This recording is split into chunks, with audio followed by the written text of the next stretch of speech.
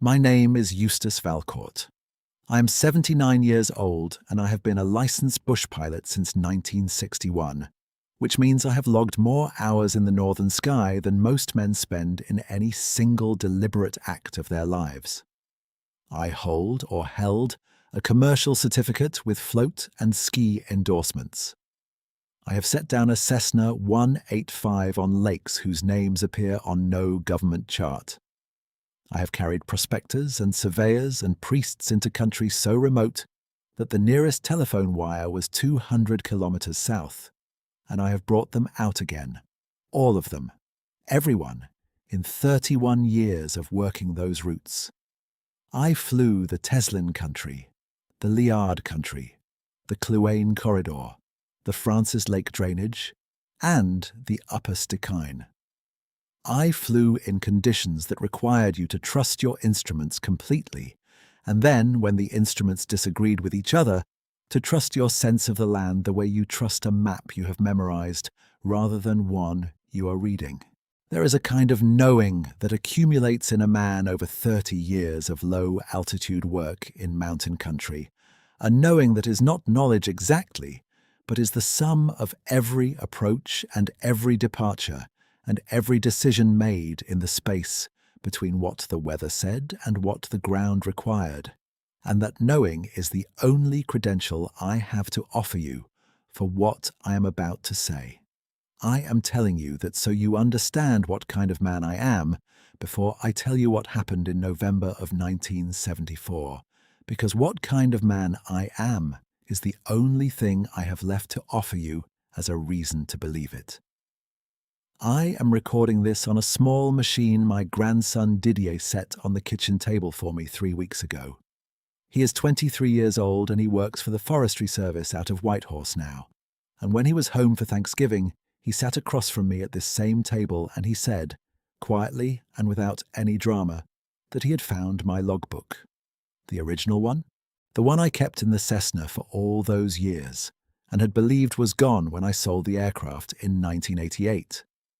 He had found it in a cardboard box at an estate sale in Watson Lake, with my name on the cover and the Transport Canada registration number on the spine, and he had driven it home and set it on the table next to the cassette recorder and looked at me without asking a single question, because he is his grandmother's grandson, and she taught him that some things you wait for.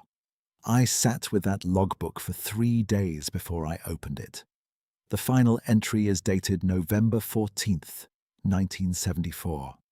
It is written in pencil, which I used in cold weather because ink would thicken and skip in temperatures below -20, and the handwriting is not my best because I wrote it with my left hand, my right being in a condition I will describe in its proper order. The entry reads as follows. I am not quoting myself exactly because the logbook is written in the shorthand a pilot uses, the kind of abbreviations and shorthand notation that made sense to me and would make little sense to anyone else. But the meaning of it is this. Departed Treeline Lake at 0700, carrying 1 passenger and surveying equipment. Destination Caribou Flats sector. Estimated flight time 90 minutes. Weather deteriorating on departure, fuel load sufficient for 2-way transit, plus 1 hour reserve. And then, below the standard notation, in slightly larger letters because I wanted it to be legible if someone found it before I did, fire built by other party. Took shelter in ravines southeast of crash site. Arm broken, cannot self-evacuate. Await rescue. That is what it says. Fire built by other party. I wrote those words the morning of November 15th, 1974. Rescue came the afternoon of November 16th. In those 33 hours between the writing and the finding, I had time enough to think very carefully about every word I chose. And I chose those words because they were the most accurate words available to me, and because I was not prepared to write the word that would have made the sentence clearer and smaller and less true at the same time. I have not told this to anyone.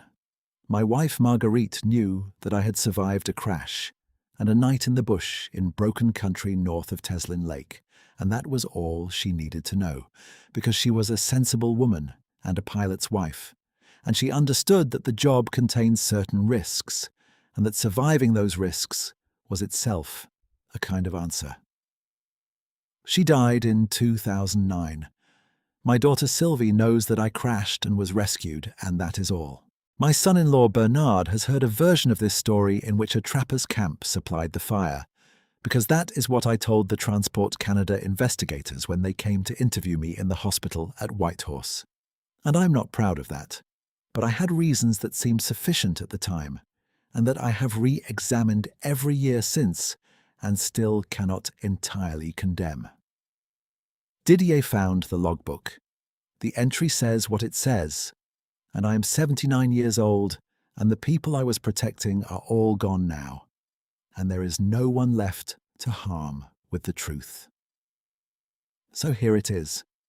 The passenger I was carrying that November was a man named Aldrich Poirier, a surveyor from Yellowknife who worked contract jobs for the territorial government, measuring drainage boundaries and stream corridors for a hydroelectric feasibility study that was eventually abandoned. Aldrich was 54 that year, lean and careful, the kind of man who checked his instruments twice before he called a reading final. He had flown with me 4 times that autumn, and we had developed the comfortable silence of men who work together without needing to discuss the working. He sat behind the right seat, which he preferred because it gave him a clear view of the terrain below, and he carried a canvas survey bag that he stowed under his knees, and which I never saw him set down carelessly.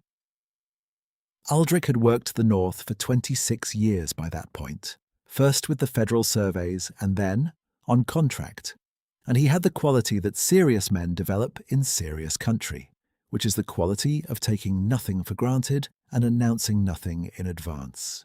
He wore a wool Mackinaw coat that was the same dark green as the spruce he spent his career measuring, and he carried in his coat pocket a small notebook that he wrote in with a mechanical pencil, the kind of pencil where you click the eraser to advance the lead.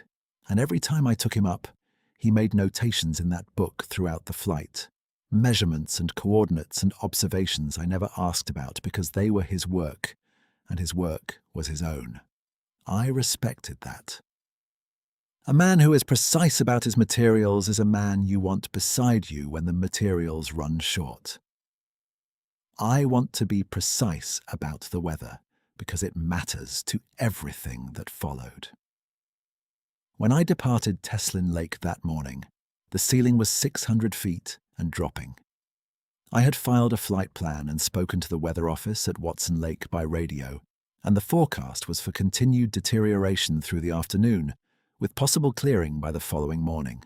This was a common pattern in that country in November, what the pilots called a front parking itself on the plateau, and I had flown through it before and made reasonable decisions on both sides of reasonable.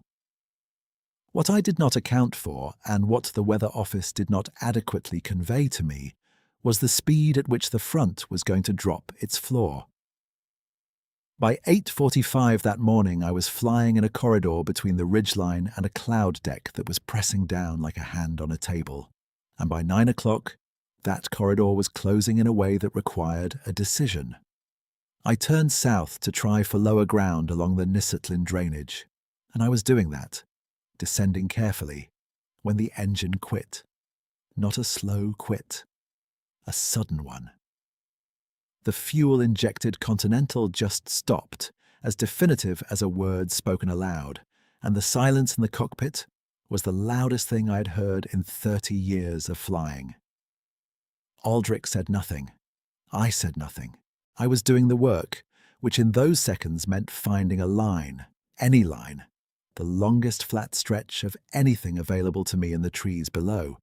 And what I found was not flat and not long, but it was the only answer the country was offering.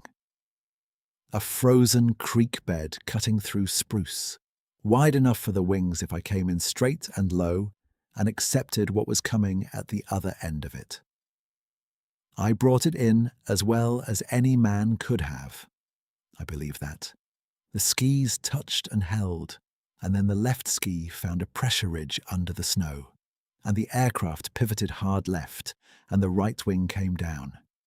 And that was the end of the flying portion of our problem.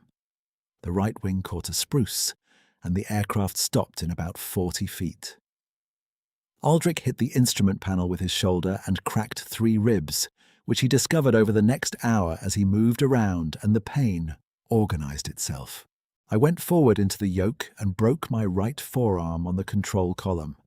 A clean transverse fracture of the radius that I did not fully understand was a fracture for the first 20 minutes, because the cold was doing the work that shock usually does and kept the sensation manageable. We were both conscious. We were both breathing. The aircraft was not on fire and was not going anywhere. The temperature that morning was -18 Celsius. By afternoon, it would be -26. Aldrich got the emergency kit from behind the rear seat while I secured the fuel and the radios.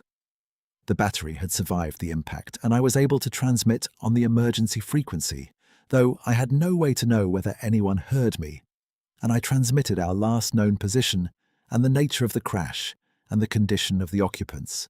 And then I saved the battery, because radio transmissions are expensive, and hope is not a fuel. We had a space blanket and a first aid kit and 2 days of emergency rations and a small folding saw and a box of wooden matches. And Aldrich had, in his survey bag, a spare pair of heavy wool socks and a half bottle of rye whiskey that he offered me without comment, and which I declined because it was his and because I needed my judgment. We were in a ravine. The creek bed ran roughly southeast, and the walls of the ravine were steep enough to block the worst of the wind and to make a wood fire viable if we could build one. Aldrich could not lift his left arm above his shoulder, and I could not grip anything with my right hand. So we were between us one functional pair of arms and a good deal of experience in difficult country. He cut the smaller spruce branches with the folding saw while I gathered what deadfall I could carry in my left arm. And by noon, we had a fire of sorts going in the lee of the crashed aircraft, which served as both windbreak and reflector. I will tell you what that fire was, because in the north the difference between one fire and another fire is not a small difference. It was perhaps the size of what you would build in a fireplace, for ambiance, for the pleasure of the thing. The kind of fire that is adequate when you are inside a warm house and have no particular need of it. In an open ravine at -18 and dropping, with the wind coming down off the plateau in the long grey afternoon, that fire was a gesture in the direction of survival rather than a guarantee of it. The wood was wet under the snow, and the smoke was considerable, and the heat it produced was genuine but insufficient. And we both understood this, and neither of us said it aloud because naming the situation would not improve it. We knew what we needed, and we had what we had. Aldrich was the one who saw it first. He did not say anything immediately.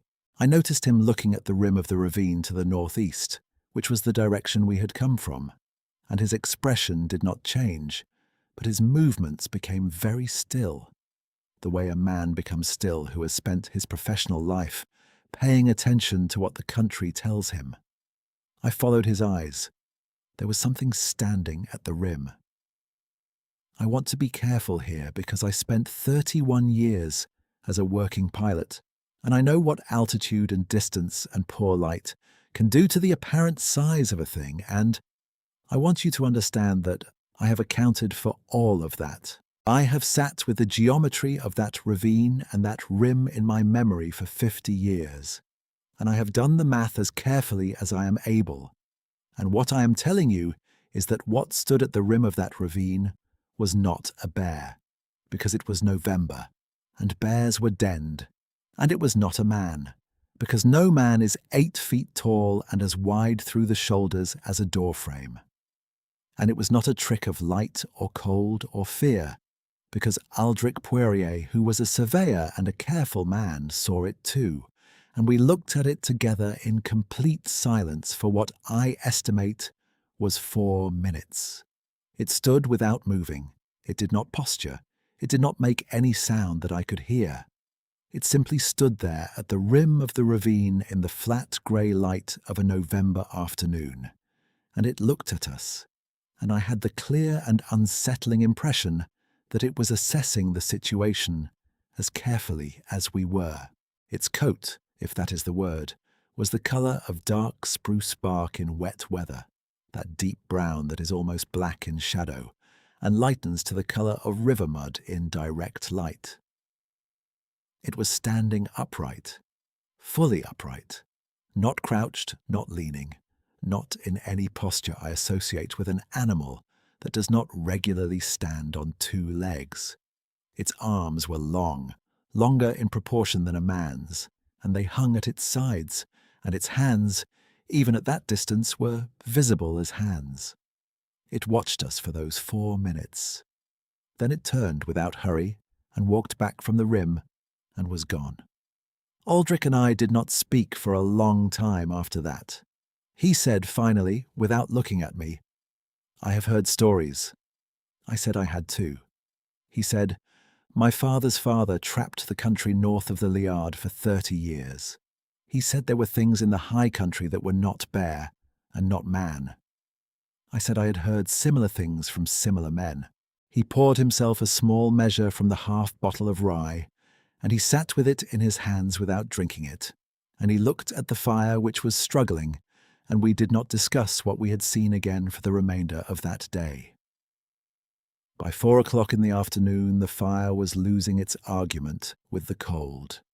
The wood we had gathered was burning faster than we could have hoped and slower than we needed, and the temperature was still dropping, and Aldrich's ribs were making every breath a managed negotiation. I was feeding the fire with my left hand and holding my right arm against my side, and I was thinking, with the particular clarity that cold and pain and a certain kind of fear will sometimes produce, that the night was going to be the true difficulty. We had the aircraft fuselage as shelter if we needed it, and we had the space blanket, and we had the fire, but the night in that country in November is long, and the cold is patient in a way that exhaustion is not, and I knew what we were facing. I heard it before I saw it. A sound from the northeastern rim that was not wind, a low sound, almost below the range where sound becomes something you hear rather than something you feel, and then the scrape and fall of something large moving through the trees above us. Aldrich heard it too. He did not move. What came down into the ravine was not the same as what had stood at the rim. The thing that stood at the rim had been watching. What came down into the ravine was deliberate, purposeful, unhurried in the way that a thing is unhurried when it has decided to act.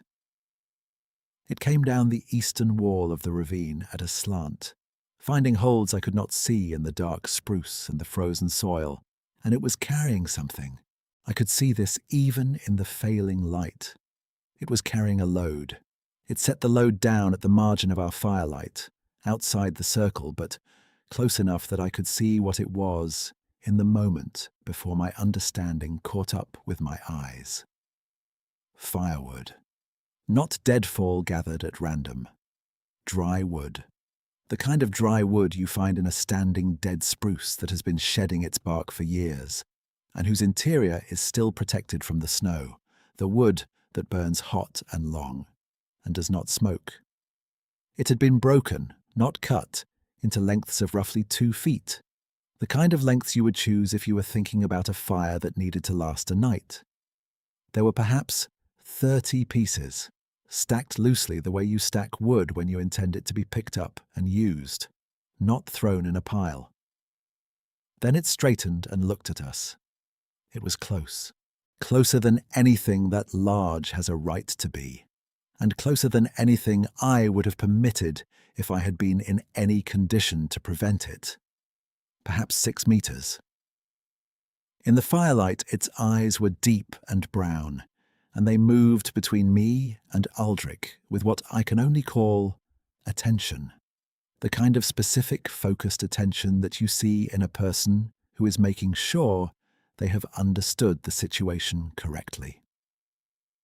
Its breath made a cloud in the cold air, slow and even, not the rapid breath of exertion, but the steady breath of a thing that is calm. It did not make a sound. It stood there for perhaps 2 minutes in that proximity, close enough that I could see the texture of its coat, the way the longer outer hair lay over a shorter, dense underlayer, the way its hands rested open at its sides. Then it took 2 steps backward, slowly and without any sign of alarm, and it turned and went back up the wall of the ravine the way it had come, and the sound of its going faded into the trees, and we were alone with the fire and the stack of dry wood it had left us. I added the first piece to the fire while Aldrich watched me do it. Neither of us said anything. There was not anything to say, or there was too much, which amounts to the same silence. He sat with his back against the undamaged section of the fuselage, holding his ribs with his right arm the way a man holds something he is afraid of dropping, and I crouched at the fire and fed it, piece by piece, from the stack. The wood was as good as I had known it would be from the moment I saw it. It caught clean, and it burned steady, and it held its heat without the spitting and collapse of wet green wood. By the time I had added the 4th piece, the fire was something different than it had been, something that pushed warmth out to a radius of 3 or 4 feet, and held it there. And Aldrich shifted himself so that his boots were inside that radius, and the lines in his face changed slightly, the way a man's face changes when the immediate crisis resolves 1 degree, and he allows himself to feel it. We ate half of the emergency rations between us, the compressed biscuits and the dried fruit that tasted of cardboard and was nonetheless welcome, and I melted snow in the emergency cup over the fire for water, because dehydration in cold weather will kill you as quietly as the cold itself. And Aldrich accepted the cup with both hands and held it close before he drank. We did not sleep. I do not think either of us could have slept, though Aldrich's eyes were closed for long stretches and I did not disturb him. The night came down over the ravine with the particular completeness of the northern dark in November, which is not merely the absence of light, but an active presence, a weight, a change in the quality of the silence. The stars were invisible behind the cloud cover. The fire was the only light in the world. I fed it through that night with attention and economy, the way you manage any resource that is finite and necessary. I counted the pieces periodically. There were 31 of them when they were stacked, and I added them at intervals of roughly 20 minutes. Judging by the fire's appetite and the cold's patience. At some point in the long middle of the night, Aldrich said without opening his eyes that his grandfather had told him the old people believed these creatures had always been here, that they had been in the country before the Dean and before the trappers, and before the government surveys, and that the old people had a word for them that meant something like the ones who watch over the cold places. He did not say this with any particular emphasis or expectation. He said it the way you say a fact that has been sitting in your mind for a long time and has found its moment. I said I thought that was probably about right. Then neither of us said anything more for several hours. I will tell you what that fire meant in practical terms, because I am a practical man, and practical terms are what I have. The wood it brought was seasoned and dry, the kind of dry wood that produces a consistent high heat and burns without the wet green smoke that wastes energy and announces your position without warming you. With that wood, the fire went from a negotiation to a fact. It burned with genuine heat, the kind of heat that pushes the cold back past arm's reach, and it burned steadily through the night, and because of that steadiness, Aldrich was able to hold his ribs still enough to sleep for 3 or 4 hours, and I was able to keep my arm elevated and the swelling managed. And by the time the sky began to show the first pale grey of morning, we were cold and stiff and hungry and entirely alive in a way that was not guaranteed the previous afternoon. I added the last piece of the brought wood to the fire at 6:45 in the morning. I know the time because I had my watch and I was tracking the battery life on the aircraft radio. And I noted the time in my logbook as a habit of accuracy that does not leave you even when you are sitting in a wrecked airplane in the dark with a broken arm. The fire took the last piece and settled into a steady burn that I judged would last another 2 hours. I wrote the logbook entry at 7:10. I wrote fire built by other party because that was what happened, and because the alternative was to write the other word, the word that would have fit, the word that would have made the investigators ask questions I was not prepared to answer in a hospital room in Whitehorse, with Marguerite arriving on the afternoon flight from Treeline and Aldrich in the room next door, with his ribs taped and his own version of events still being composed. I chose the accurate words, and I let them be incomplete. And that is a thing I have thought about carefully for 50 years. The rescue aircraft, a twin otter out of Watson Lake, found us at 2:15 that afternoon. They had our position from the flight plan and from a partial radio transmission that had been heard by a freighter pilot working the Watson Lake route, who had the presence of mind to write down the coordinates before the transmission ended. The crew of the Twin Otter was efficient and professional, 2 young men named Patterson and Desjardins, who asked no unnecessary questions and got us into the aircraft with a minimum of additional injury, and they flew us south to Whitehorse without incident. The Transport Canada investigators were thorough men, and they asked thorough questions. They came to my room in the Whitehorse Hospital the afternoon of November 17th, the day after the rescue, and they sat with their notebooks and asked about the weather, the fuel load, the engine failure, the emergency procedures, and then, at the end, the source of the fire that had kept us through the night. I told them a trapper's cache found at the eastern wall of the ravine, well-seasoned wood already broken and stacked. They wrote this down and nodded. One of them said that it was fortunate, and I said yes, it was. Aldrich was in the room next to mine, and I had no way of knowing what he had told them, and no way to coordinate, and no real need to, because Aldrich was a careful man, and careful men do not volunteer information they have not been asked for. And the investigator's question was about the source of the fuel, not about the source of the hand that delivered it.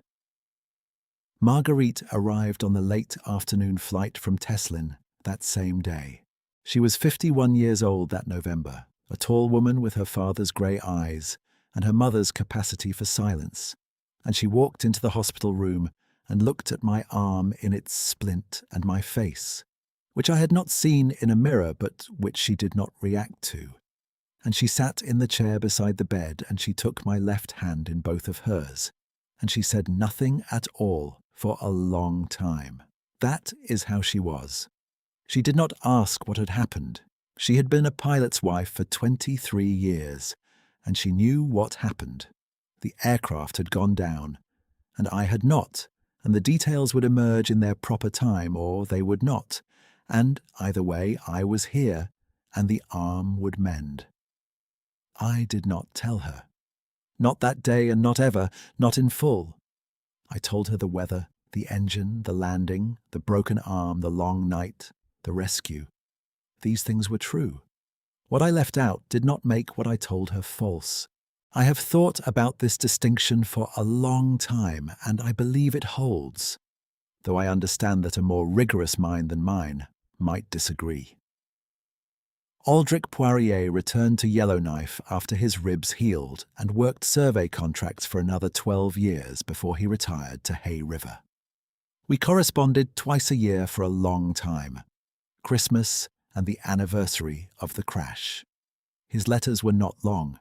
They concerned the work, the weather in whatever part of the North he was working, his son's progress in school and then in the territorial service, the state of the roads and the rivers, the particular quality of a late October morning on a survey line he was running near the Peel.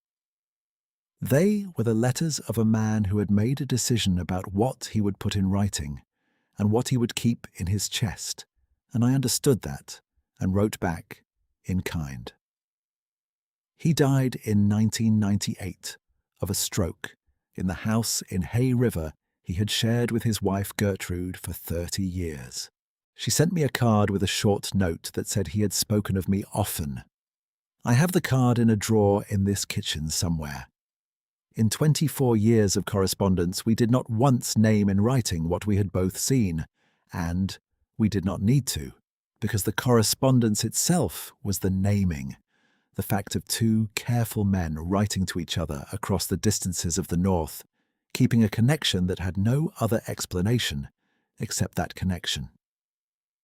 In his last letter, written in the spring of 1997, the spring before the stroke, he said something I have not been able to let go of.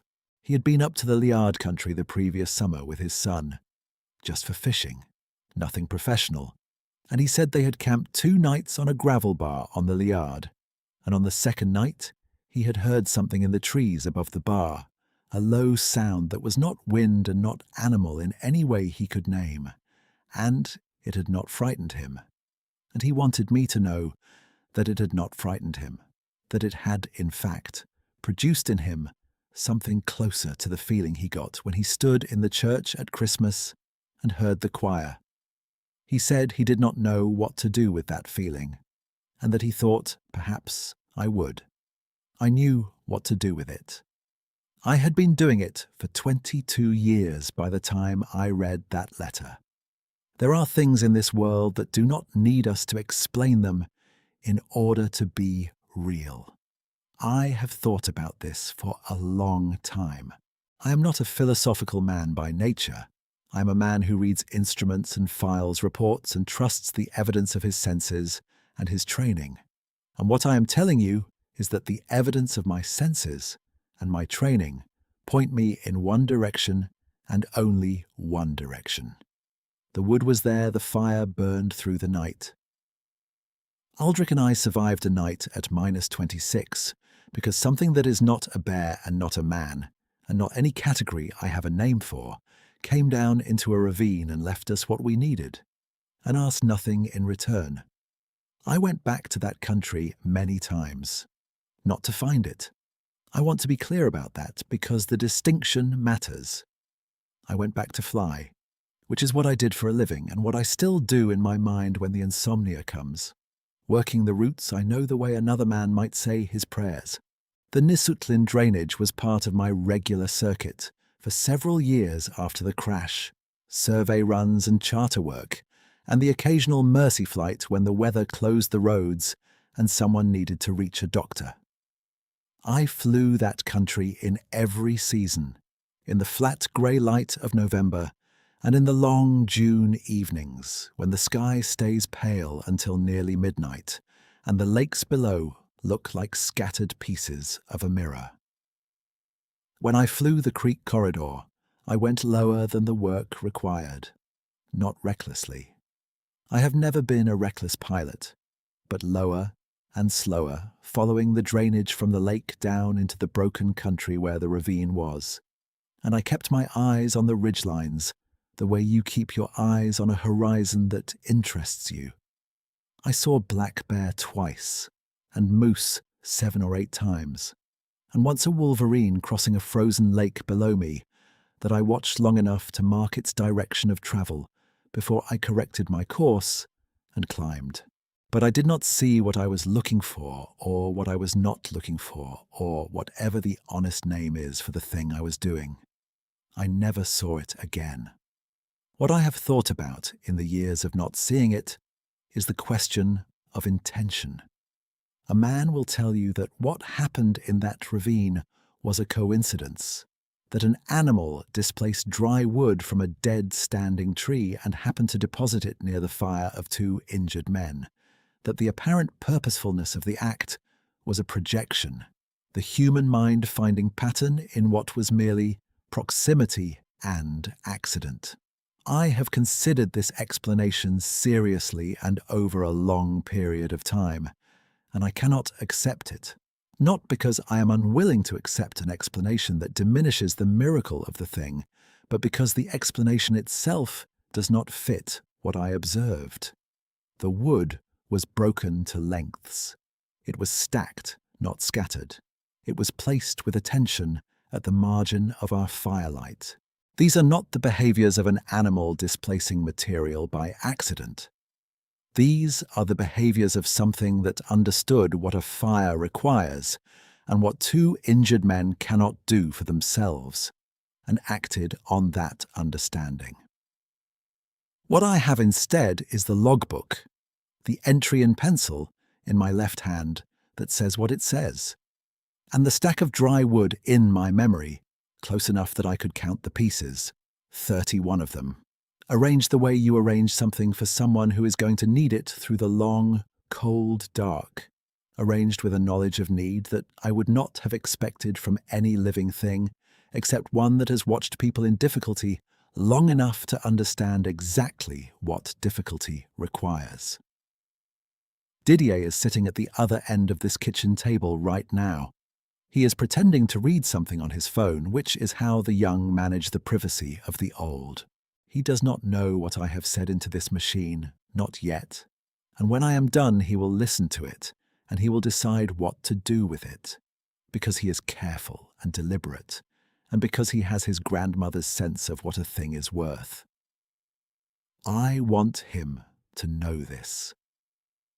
I want him to know that his grandmother's husband, who flew the North Country for 31 years and never once filed a false report and never once misread an instrument and earned his reputation the hard way, in weather and distance and darkness.